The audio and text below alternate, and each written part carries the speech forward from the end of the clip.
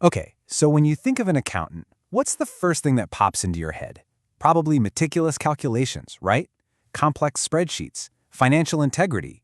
But what if I told you the most crucial tool in an accountant's toolkit isn't a calculator at all, but a deep understanding of human psychology? It's a pretty wild idea, so let's dig into it together. This quote right here, it just nails it. The world of accounting, you see, it's not just this solid structure built on hard numbers, it's also shaped by this hidden layer of complex psychological forces. Think of them like unseen currents that are quietly influencing every single decision, every interaction, and every outcome. So yeah, let's just go ahead and challenge that old stereotype head on.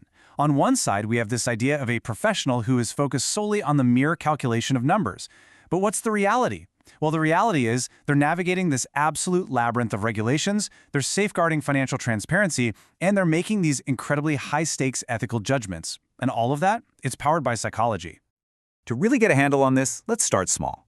Let's zoom in to the micro level, right inside the mind of an individual accountant. What are the personal, psychological resources they have to draw on to even survive, let alone excel in such a demanding field? Well, the foundation for this mental toolkit actually has a name. It's called psychological capital, or PsyCap for short. The best way to think about it is like your own inner reserve of mental strength. It's this positive state that fuels your motivation, drives your performance, and gives you the grit to handle the intense pressures of the financial world. Now, PsyCap isn't just one thing. It's actually built on 4 distinct pillars. First up, you've got self-efficacy. That's the rock-solid belief you can absolutely nail a complex audit. Then comes optimism, which helps you see a path forward during a brutal tax season. Third is hope, which is the drive to not just hit deadlines, but find better ways of working. And finally, resilience, your ability to bounce back after finding a huge error right before a report is due. Put them all together and you've got a seriously powerful combination. Let's just look at that first pillar for a second. Self-efficacy is an accountant's deep-down belief in their own ability to get the job done. It's the confidence that lets them dive into a challenging audit or a tangled financial analysis and just keep going, even when the path forward is super murky. You know, it's not just about having the skills, but truly believing you can use them effectively when it counts. Next up is resilience. And this one is absolutely essential in accounting. I mean, the field is just filled with high-pressure situations and insane deadlines. Resilience is that psychological muscle that allows a professional to handle those challenges, adapt to sudden changes, and somehow maintain their focus and well-being through it all. Okay, now let's zoom out from the individual mind for a minute. Accountants almost never work alone. They work in teams. And that, my friends, is where things get even more complicated. Because when people come together in a group, a really dangerous psychological trap can emerge. This is a question that has baffled leaders for decades. How on earth can a group of highly intelligent, ethical, and experienced professionals collectively make a catastrophic error in judgment? Well, the answer often lies in a phenomenon called groupthink. This term, groupthink, was coined by psychologist Irving Janis. It basically describes what happens when the desire for harmony in a group becomes way more important than making a good decision. The pressure to just agree, to not rock the boat, gets so strong that it completely shuts down critical thinking and can lead a team straight off a cliff. So how does this whole groupthink thing take over? It often starts with this illusion of invulnerability, which makes the team way too overconfident. Then comes collective rationalization, where everyone starts explaining away any warnings. From there, individuals start practicing self-censorship, holding back their own doubts just to avoid conflict. And finally, if someone does speak up, they face direct pressure to get back in line. It is a really dangerous spiral.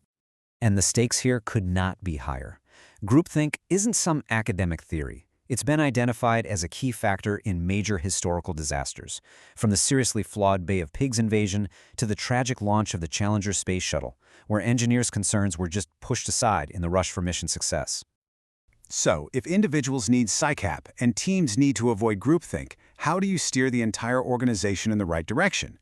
Well, this is where leadership and the management of change become absolutely critical. In the accounting world, we tend to see 2 main leadership styles. Transactional leaders, they focus on structure, clarity, and performance using rewards and consequences to make sure everyone's in compliance. Then you have transformational leaders who focus on inspiring a shared vision, motivating their teams, and helping people grow.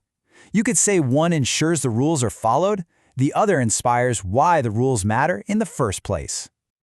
Let me put it another way. A transactional leader makes sure the ship is running efficiently and staying on course. A transformational leader inspires the entire crew with a compelling vision of where they're going, creating this deep, personal commitment to ethical conduct and excellence. Both can be effective, for sure, but they create totally different work cultures. And when it's time for an organization to change, like, say, adopting new technology or regulations, leaders often turn to this classic model from Kurt Lewin. First, you have to unfreeze the old ways of doing things. Then, you introduce the change itself, and, this is the crucial part, you have to refreeze these new behaviors so they actually become the new normal. So many people forget that last step, and that's why change so often fails to stick. Okay, so we've journeyed from the individual mind to team dynamics, all the way up to organizational leadership. So what's the psychological bottom line here? Why does any of this really matter for the accounting profession? So, what's the biggest takeaway from all this? It's this. Understanding psychology is not some soft skill for accountants. It is a core competency. It's absolutely essential for maintaining objectivity, for making ethical decisions, and ultimately, for upholding the financial integrity that our entire system relies on. Just think about it for a second. The journey from the sight cap that fuels your personal resilience, to the groupthink that can poison your team's judgment, all the way to the leadership that steers your entire firm. These psychological forces are always there, constantly at play, shaping every single financial decision. And that leaves us with one final question for you to think about. Now that you can see behind the balance sheet, what unseen psychological forces, in yourself, in your team, and in your leaders, are shaping your own professional world? The answer might just be the most valuable asset you have.